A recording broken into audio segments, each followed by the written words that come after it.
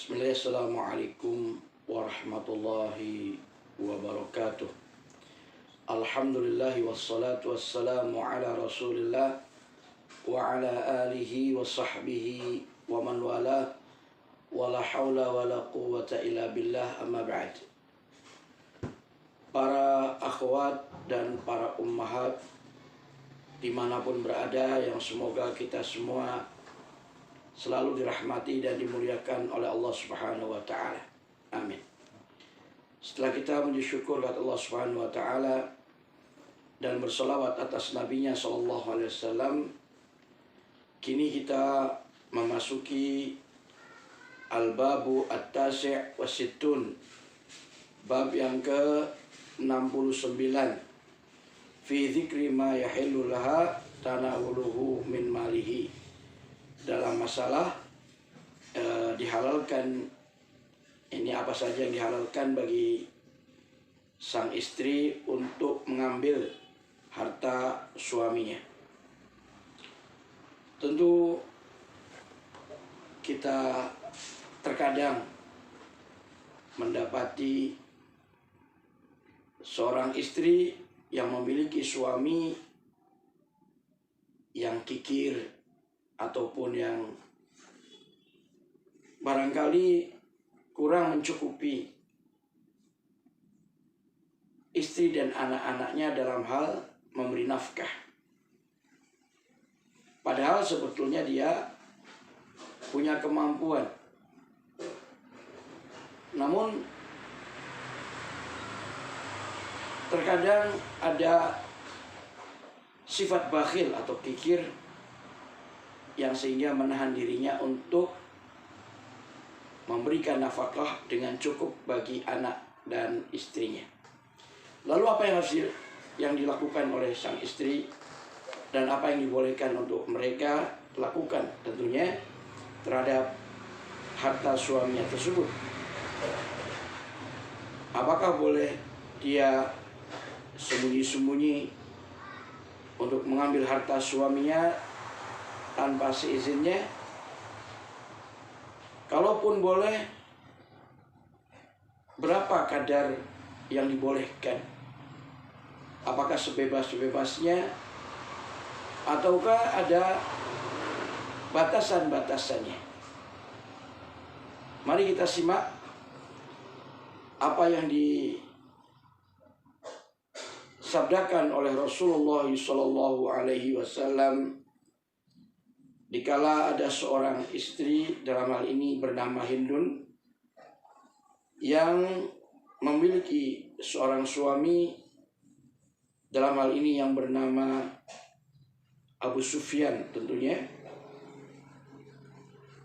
Maka ia berkata, "Ya Rasulullah, wahai Rasulullah, inna Abu Sufyan rajulun mumsik."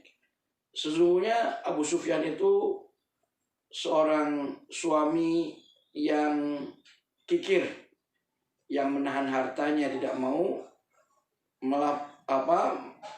membuka atau melapangkan telapak tangannya untuk memberi dengan pemberian yang cukup ataupun yang banyak.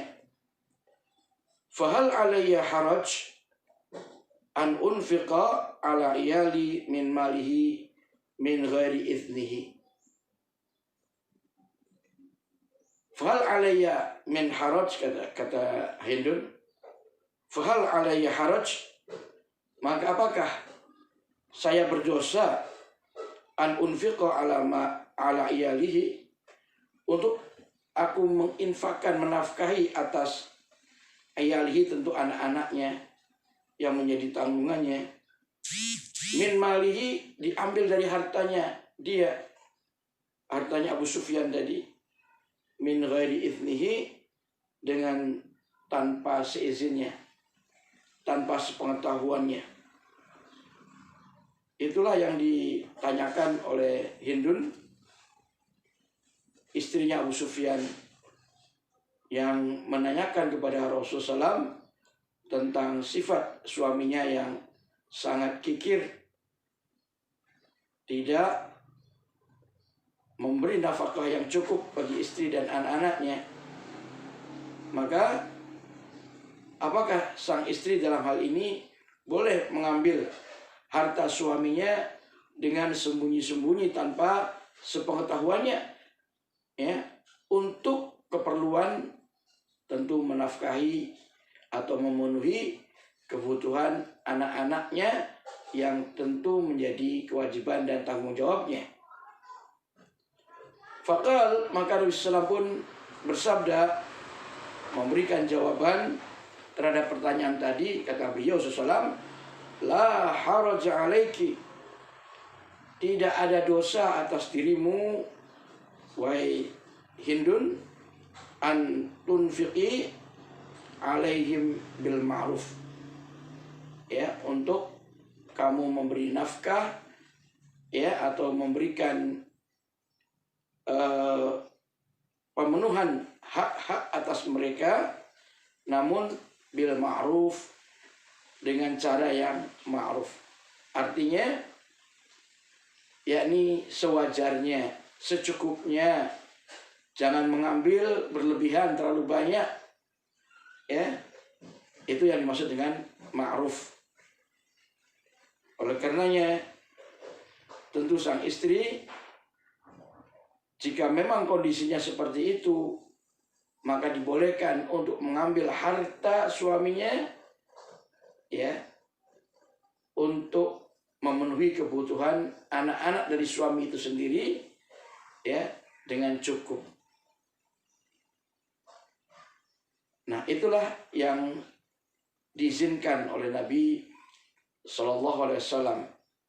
Dan tentunya kita pun bertanya-tanya dalam hal lain, misalnya seorang istri bolehkah berinfak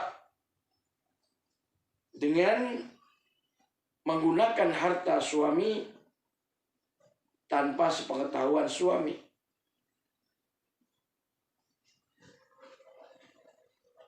Nah, dalam hal ini tentu kita lihat bagaimana kondisi sang suami itu sendiri.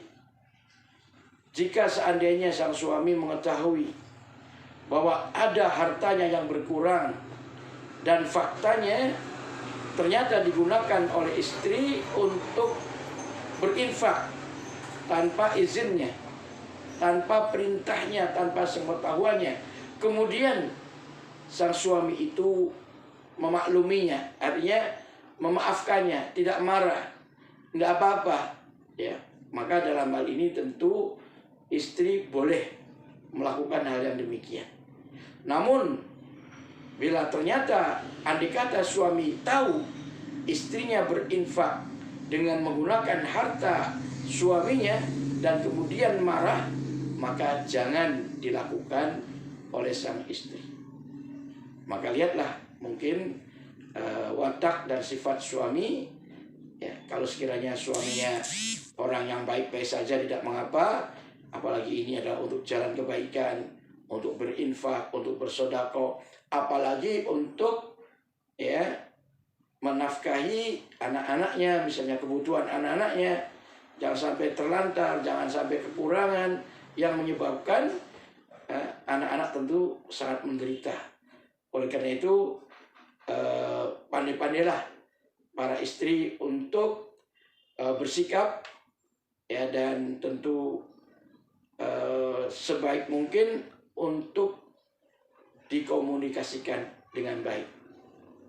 Ya, saya yakin bila sang istri pandai memberikan pemahaman kepada sang suami, memberikan masukan, mengingatkan dengan baik, ya, dan suami faham mengerti hakikat yang sebenarnya, maka niscaya suami pun barangkali akan merasa senang andai kata hartanya diberikan dengan ikhlas, dengan tanpa, yakni harus mengambilnya secara sembunyi-sembunyi. Maka di sini komunikasi, ya, dengan suami hendaklah dikomunikasikan dengan sebaik-baiknya, permasalahan apapun yang dihadapi dalam masalah hidup berumah tangga. Kiranya demikian pelajaran kita untuk kali ini, apa yang bisa saya sampaikan. Wallahu ta'ala alam, wa sallallahu ala Muhammadin wa ala alihi washabihi ajmain. Wa akhiru da'wana anil hamdulillahi rabbil alamin. Assalamualaikum warahmatullahi wabarakatuh.